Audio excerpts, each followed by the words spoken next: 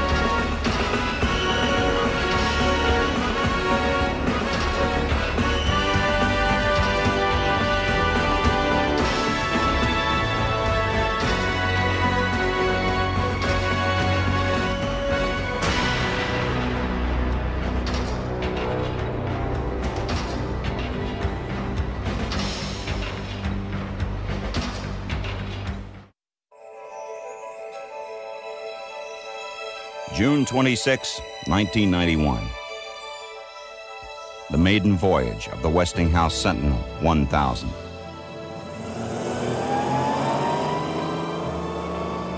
With the command up ship, she rises from her launch pad and regains for the airship a mission lost for over 30 years, a military role for lighter-than-air vehicles.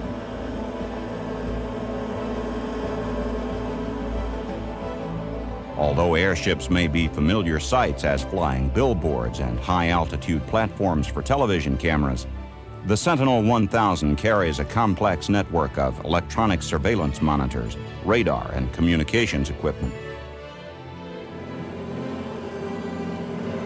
Proponents of the airship claim this new weapon is unmatched for range, endurance, and lifting capacity. In spite of its modern veneer, at the heart of the Sentinel lies a technology over 2 centuries old, an idea that sent man aloft more than 100 years before the flight of Orville and Wilbur Wright. There is something about an airship flying through the sky that attracts the attention of the viewers below. An airplane goes by, you don't give it a second thought. But when a blimp goes by, people stop, they pause, they look up, they see it going by. There is the sense of pause in our perception of an airship that says, this cannot be.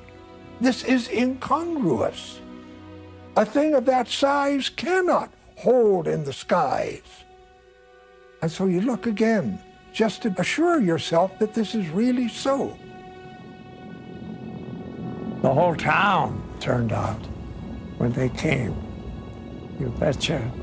Monsters, you wouldn't believe how big, how long they were. It was very exciting. There's something that big up in the air by itself with men out there running it. Oh, wonderful, wonderful to see.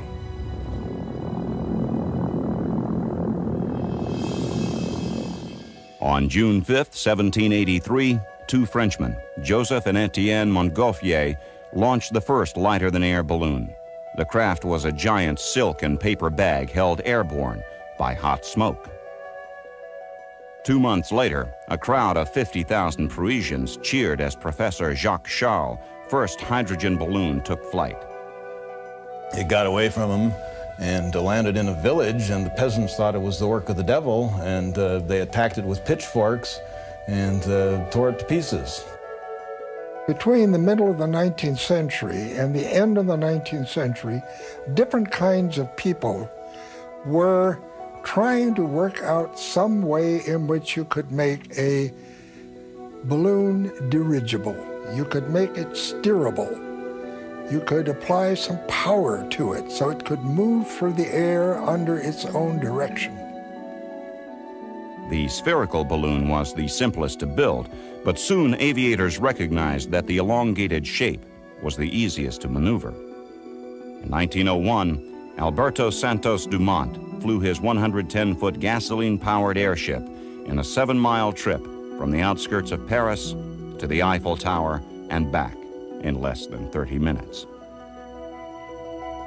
While Santos Dumont was perfecting his designs in France, Count Ferdinand von Zeppelin was pursuing his dream in Germany.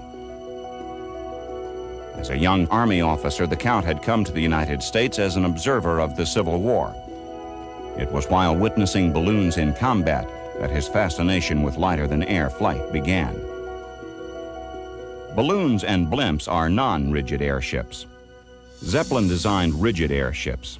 These aircraft were built with an internal metal superstructure. Hydrogen gas was contained in cells inside the structure.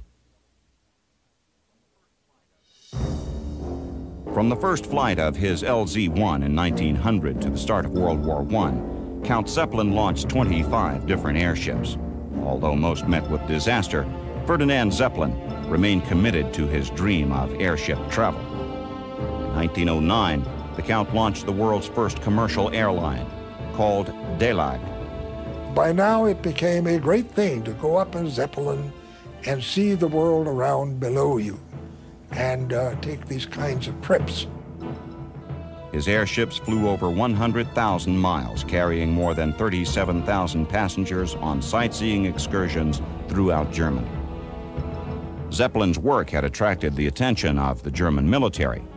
The generals recognized the potential of the airship as the perfect vehicle to initiate a new type of warfare, strategic bombing. In 1915, Germany sent her airships on the first aerial raids against England. This was the first time in the history of mankind that an aerial vehicle had become an instrument of warfare affecting innocent civilians. Over the course of the war, 128 German airships dropped 62 tons of bombs on Russia, 50 tons on neighboring France, and 220 tons on England. The British first began shooting at them with anti-aircraft guns. Obviously, the Zeppelins could easily fly higher than the British could shoot. The British then went after them with fighter aircraft. The fighters carried incendiary bullets because a couple of incendiary bullets hitting an airship and would burst into flame. The airships would defend themselves. A few carried guns, but more, they just went higher because the aircraft engines at the time could not go as high as the airships could. So it became a technological race. The higher the airships were able to rise, the more the airplanes developed an ability to follow them up. In fact, in those last engagements of the year 1918, the Zeppelins had moved to an ultimate height of 22,000 feet.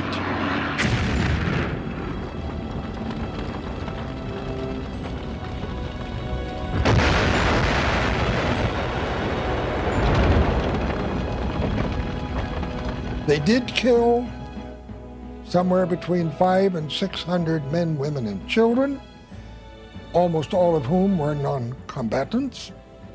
But still, these Zeppelin trips were very much hit and miss propositions. The German army stopped using Zeppelins in the late winter of 1917.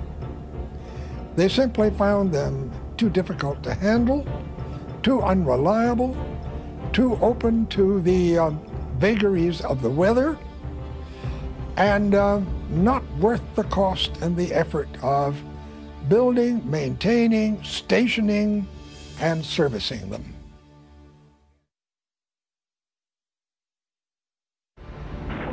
During World War I, the airship proved most successful as a platform for airborne reconnaissance. High above the battle lines, out of range of gunfire, the airships could track enemy movements.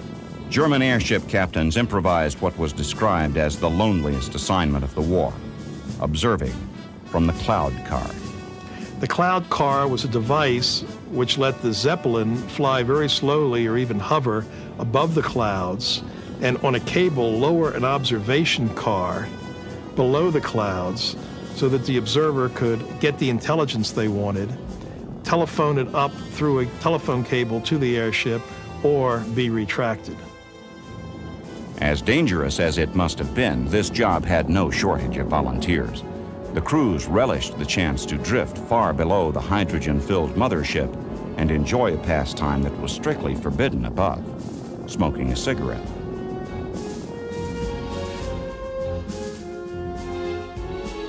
The Allies also used airships for reconnaissance during the war. Observers were sent aloft in hydrogen-filled kite balloons to spot for the artillery and track enemy troop movements. We even had balloon corps within armies, where people were trained specifically to maintain, operate, go up in balloons, and report by a telephone cable that came down with the cable that winched the balloon up and down, report on enemy troops and enemy movements. They were the eyes of the Army in those days. And we had no satellites or high-flying observation aircraft. We had a great regard for them.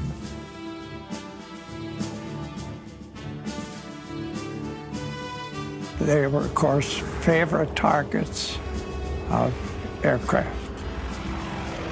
And what happens, the bullet goes through the balloon, and of course the pilot jumped out. The balloon burns inside, and suddenly, in a big poof, it just explodes like a bag, a paper bag. It's scary to see how quick it all happens.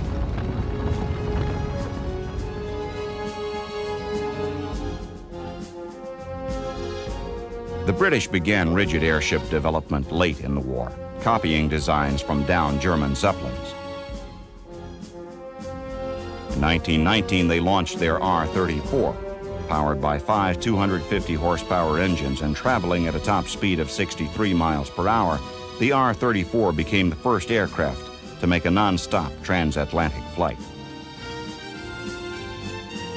Its sister ship, the R-33, became the first airship to carry an airplane from the ground and launch it in flight.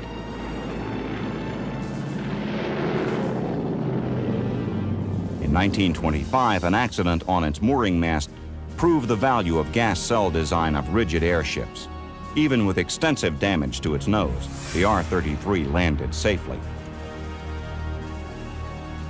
In the late 1920s, the British introduced original designs not based on the Zeppelins, the enormous R-100 and R-101. But in 1930, the R-101 exploded in a storm. The R-100 was soon grounded and sold as scrap, ending the British rigid airship program. Rigid airship development took a different but tragic course in the United States. Today, the only reminder of the giant American airships are the hangars which once housed them, one in Lakehurst, New Jersey, and another in Sunnyvale, California. Looming 200 feet above the surrounding landscape, these metal caverns dwarf the planes of today. But at one time, they were just large enough to accommodate the airships of the U.S. Navy, and with them, the dream of American military, eyes in the sky. This dream started at the end of World War I. With the Germans vanquished, America now faced a potential new threat, the Japanese Navy. To counter this threat would require new measures as anticipated in a war document known as Plan Orange. Constructed around the idea of a huge fleet battle between the U.S. and Japanese navies, it motivated planners to request airships. The hope was to develop an aerial scouting capability for the Navy.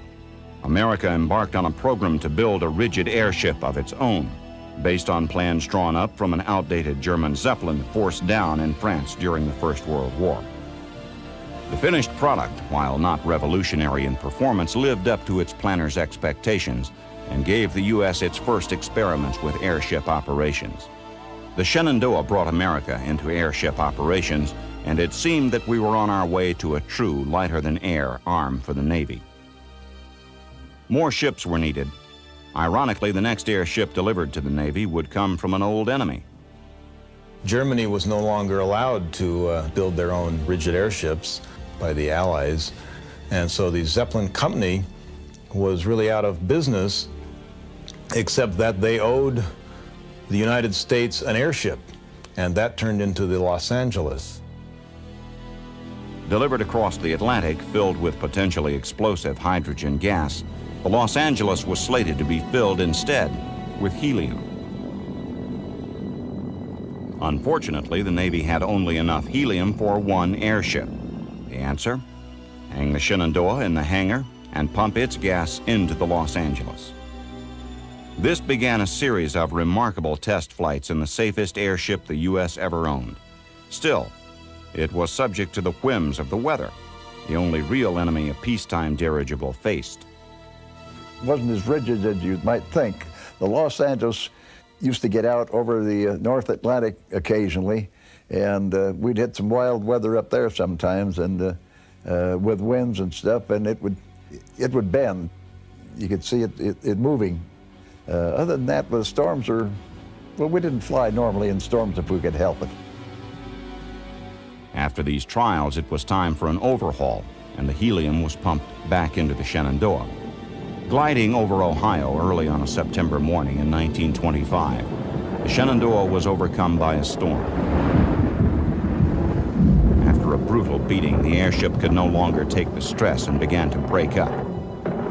By 5:30 that morning, she was a tangle of aluminum and canvas in an open field, and 14 of the Navy's best airshipmen were dead.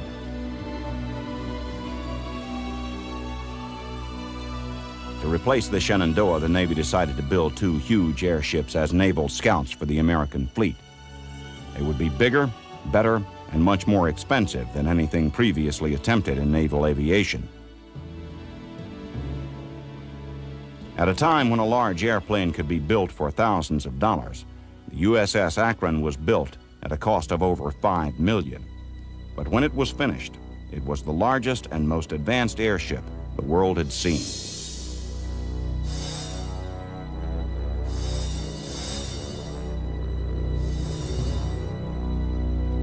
She seemed invincible, but was as fragile as any airship.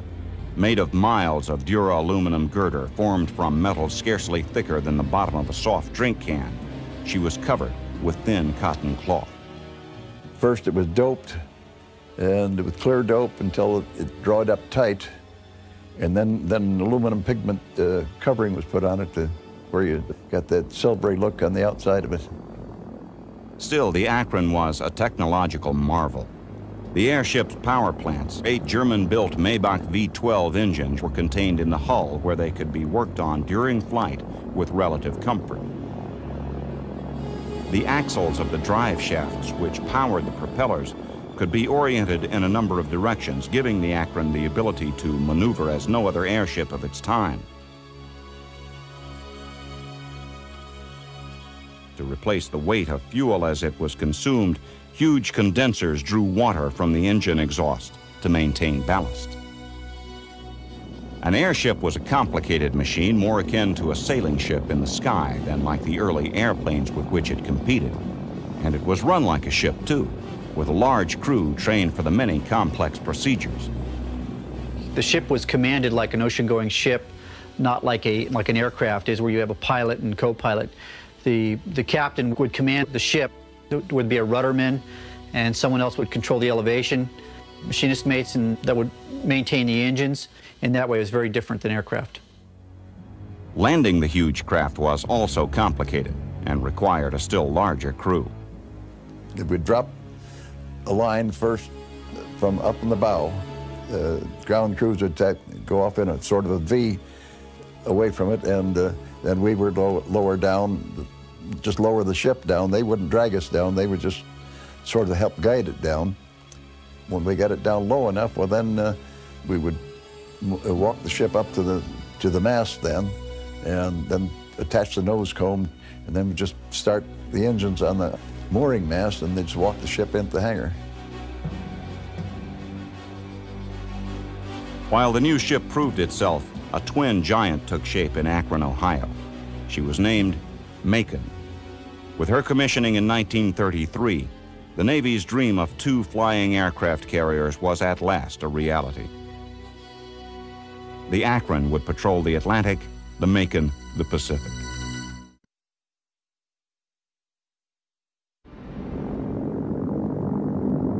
We intended to use the Akron and Macon as flying aircraft carriers. And the concept developed for them in the 20s and 30s was that these airships would fly ahead of the surface fleet and would periodically launch scouting aircraft that would fan out over the water and look for the enemy fleet to give us early warning of the approach of enemy ships. Then the scout planes would fly back to the Akron and Macon, be recovered, put up in their hangar, and if enemy airplanes try to attack the 2 airships, they would launch fighter planes, Sparrowhawks, the same way to engage and shoot down the enemy fighters. To fulfill the role of scout plane and defensive fighter, the Curtiss Wright Sparrowhawk was selected. Chosen primarily for its small size, the Sparrowhawk, unremarkable as a carrier-based plane, seemed well suited to the giant airships. Supported above by a crane, they could be lowered one by one through an opening in the bottom of the hull, and from there, launched into the air. Like an aircraft carrier, the airship would turn into the wind, and the tiny planes would rev their engines as they hung from a metal bar called the trapeze.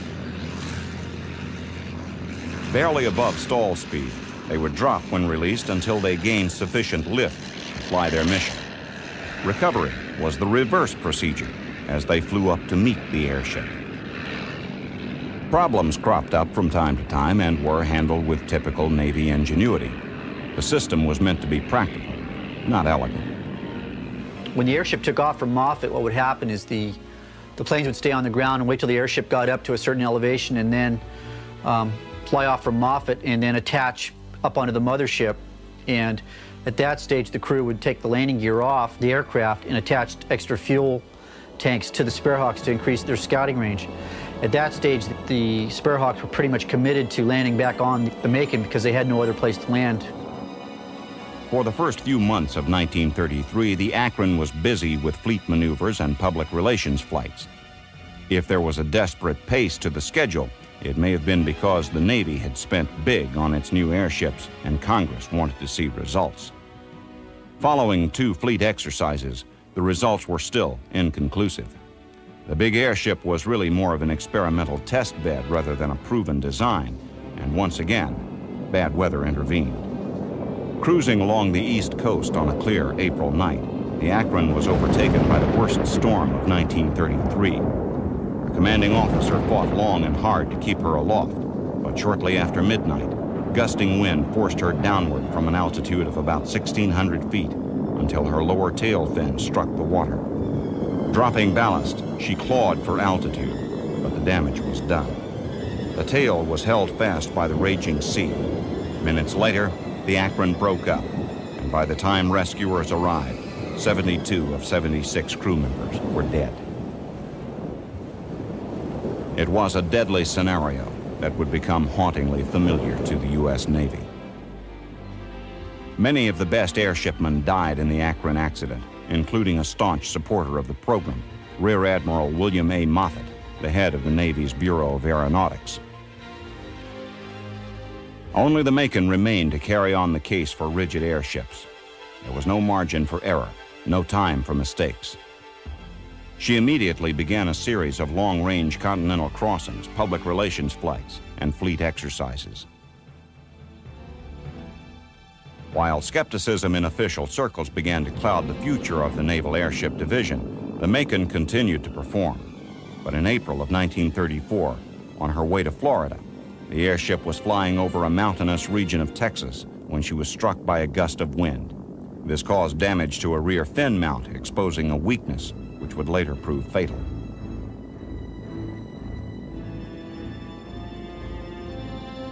Operating off the coast of California, the Macon participated in extensive fleet exercises in February of 1935.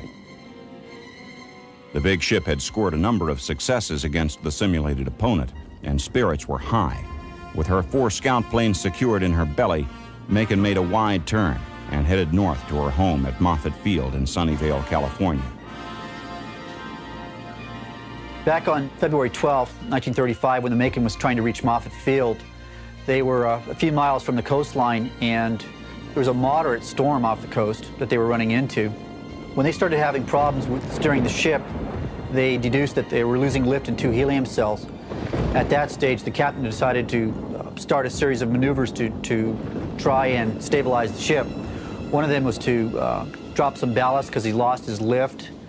So the crew was ordered to drop some ballast. They tried to use the dynamic lift of the propellers, and they were configured to try and steer the ship vertically. As the Macon rose above her service ceiling, she began to bleed precious helium. Losing lift, she fell towards the sea, and Commander Wiley ordered the crew forward to prepare to abandon ship.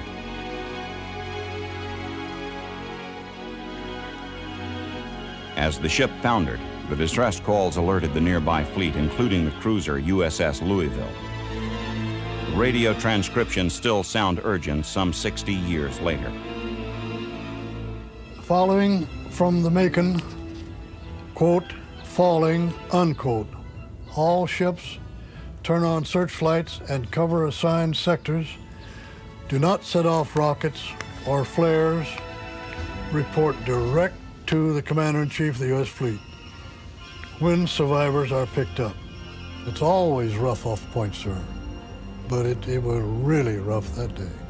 And all I could think about, those guys falling in the sea, they haven't got a chance. The Navy ships picked up 81 of the 83 crew members, but as the Macon slipped slowly beneath the waves, it signaled the end of the rigid airship in the United States. The ink was still wet in Versailles when the Zeppelin Company was forced to fight for its very existence. But in 1925, the restrictions were finally lifted. The airship makers set out to build another rigid under the leadership of Dr. Hugo Echner, a dynamic and charismatic man.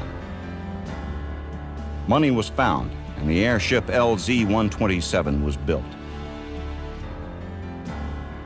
Named the Graf Zeppelin, by airship standards, it was a luxury liner. But it appeared more like a World War I Zeppelin. It was called the Lucky Airship, but its long history of safe flights had another origin. It was lucky because Dr. Hugo Echner flew it with absolutely intensive caution. He never risked his airship for anything.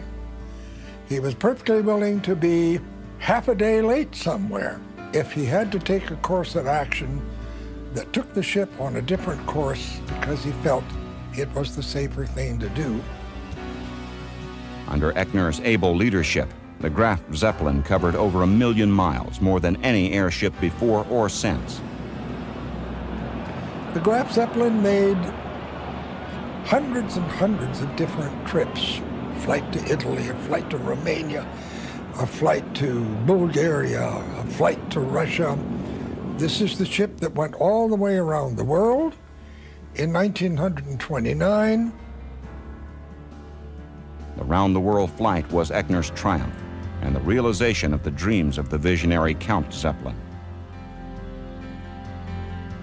As the Zeppelin Company weathered the Great Depression, another giant was taking shape at Friedrichshafen.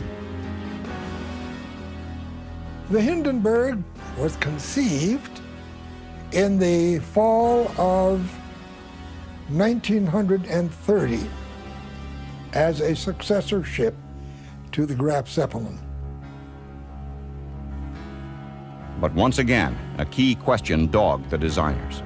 To fill the new airship with hydrogen, abundant and cheap, but dangerous, or helium, safe but nearly impossible to get from America, the only source. The Congress had made very stringent laws against the export of helium, except at 1 cubic foot at a time for scientific experimental purposes. And so, the airship flew with hydrogen. 1936 saw the Hindenburg fly to America 10 times and to Brazil 6 times. The new passenger liner began its 1937 season, a commercial success. There are a number of important persons on board. Then chance, aided by the choice of hydrogen for lift, once again intervened. As the Hindenburg was closing on Lakehurst Naval Air Station on the stormy evening of May 6, 1937, crews of Navy ground handlers, over 200 strong, ventured into a light misting rain to haul down the great ship. What happened next is seared into the minds of a generation.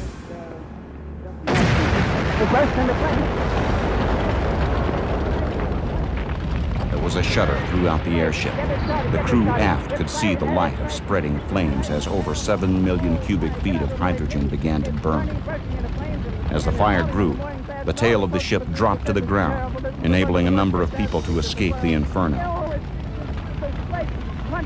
400 or 500 feet into the sky. It's a terrific crash, ladies and gentlemen. The smoke and its flames now, and the flames. Finally, the nose section fell, and the ship crashed to Earth. 62 terrified survivors fled from the wreckage. I can't even talk to people. His friends are on there. I can't talk, ladies and gentlemen.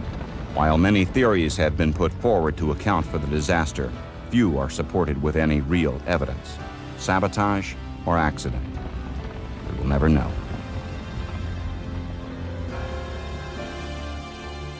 At this moment, another hydrogen-filled ship was cruising a few thousand feet above Europe. It was the Lucky ship, the Graf Zeppelin. The news flashed to the ship's captain and was kept from the passengers until landing. Within months, the Graf was retired to a German museum, and the nation that developed the rigid airship moved to conquer Europe. Soon, the airplane would carry the swastika and tons of explosives to new lands. Many believe the fiery crash of the Hindenburg marked the end of the useful life of the airship. But by the end of World War II, more dirigibles were in the air than at any other time in history. Blimps were commissioned by the United States Navy to escort convoys and scout for the German U-boats that were devastating shipping lines. Here, the blimps would serve as long-range eyes for the convoys, and if they spotted a submarine, they would radio to the convoy or the escort commander. To some degree, they were more efficient than aircraft because they could be kept up during the entire transatlantic voyage of the convoy. Convoy duty was long and boring, really. You had to stay diligent. You met them at dawn, wherever your assignment was, and you stayed with them until dark. The mainstay of the U.S. blimp fleet was the K-class dirigibles. Of the 168 blimps launched by the Navy during the war, 134 were K-ships. The K-types were the only airships that were actually used in wartime patrol. We had a 50 caliber machine gun fore and a 30 caliber aft, and we carried 4 Mark 7 depth charges. They were 550-pound depth charges. Blimps would search for enemy submarines using magnetic airborne detectors known as MAD, or MAD gear. MAD gear would pick up any bulk mass, and many times it picked up schools of fish, and many of us bombed schools of fish. MAD was most effective the closer you got to the surface of the water. So it was a rather dangerous to be flying that kind of patrol. It was standard procedure on lighter than air to carry a knife on your belt. The knife on your belt was intended to, should they crash, cut your way through the bag to get yourself out of there, because the helium is like water and you can't breathe it. And you'll drown in helium. If they sighted a submarine, they themselves were so slow that they could only marginally bring an attack against the submarine. Here, manned aircraft, either land-based or aboard carriers, were much more efficient.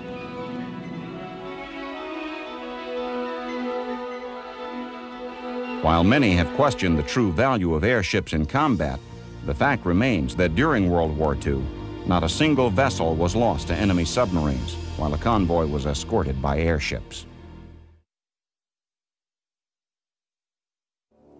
As tensions escalated during the Cold War, the United States recognized the need for large airships to patrol North America, guarding against a surprise nuclear attack. There was a whole new interest in non-rigid airships to use as radar platforms.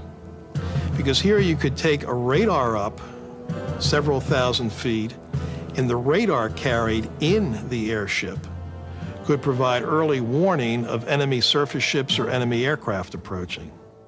A new series of non-rigid blimps called the ZPG class were delivered in 1952. The ZPG blimps were fitted with 3 onboard radar systems and a large radar dome beneath the gondola. Nearly 100 feet longer than the World War II K-class dirigibles, the airships carried almost 1 million cubic feet of helium and cruised at 80 miles per hour.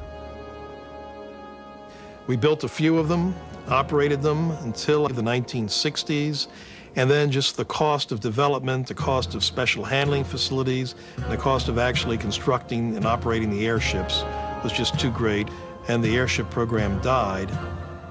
By 1962, the last U.S. Navy blimp was deflated, decommissioned, and there were, at that time, then 2 blimps left in the whole world, the 1 Goodyear and 1 small advertising blimp left in Germany. And that was the lowest number of airships in the skies in this century.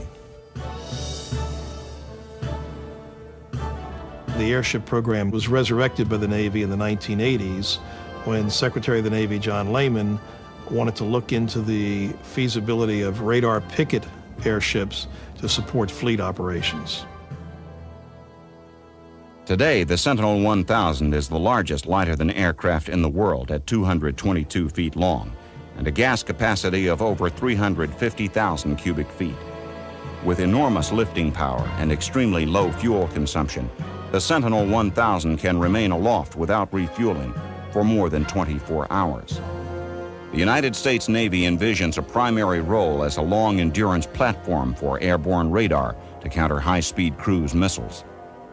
An advantage of the airship over its fixed-wing counterparts is the ability to carry large and unusually shaped antennas inside the gas bag. Housed internally, these antennas do not interfere with the aerodynamics of the aircraft. Powered by twin diesel engines generating 2,400 horsepower, the Sentinel achieves a top speed of over 60 knots.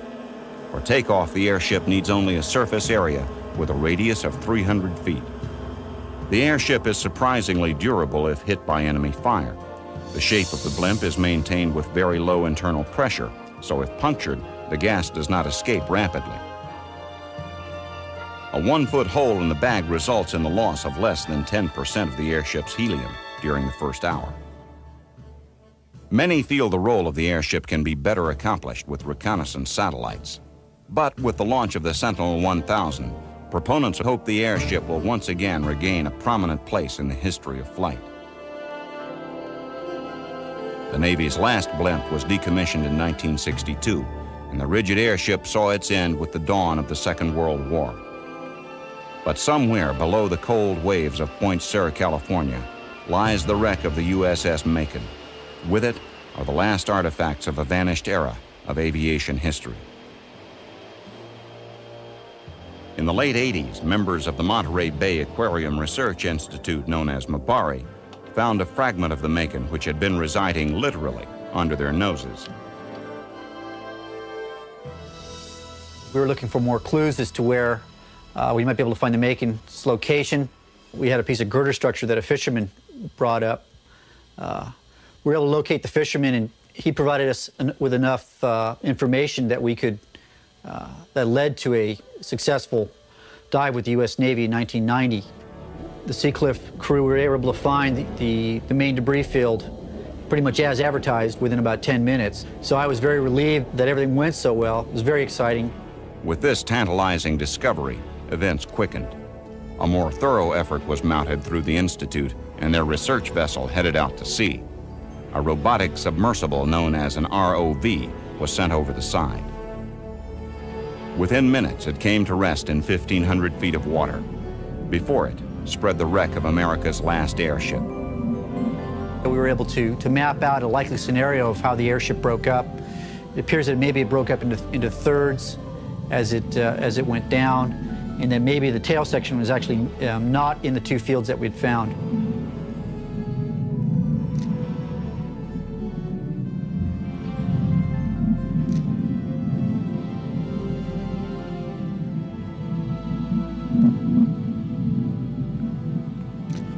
The years in salt water have taken their toll of the airship's delicate framework, yet many recognizable pieces of the Macon remain, scattered across the ocean floor like some huge broken toy.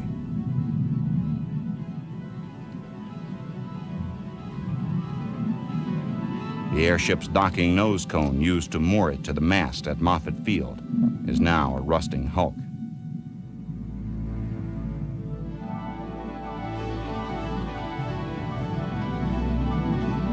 The carcasses of the huge Maybach engines once powering the Macon at over 80 knots now sit silent, filled with silt and seawater.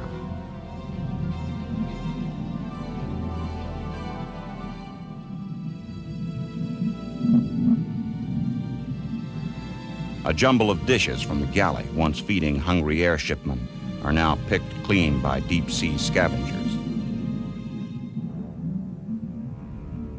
A burst fuel tank, others of which were thrown overboard in 1935 in desperate efforts to keep the airship buoyant in its last moments, are now a haven for shy fish. The door to the control car laying flat, surrounded by wire, cabinets, and other tools of command, all lie undisturbed.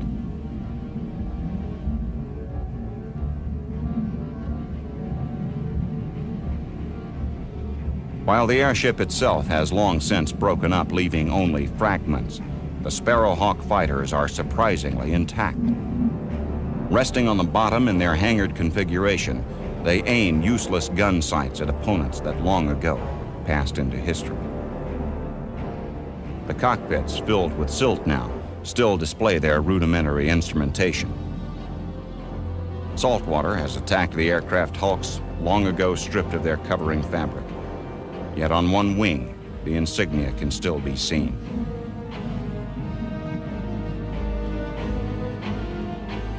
One last, solitary Sparrowhawk resides in the Museum of Naval Aviation. But these planes will stay where they are, never again to see the skies in which they once flew. They will remain here, with the Macon, as monuments to men lost and a war fought and won without them.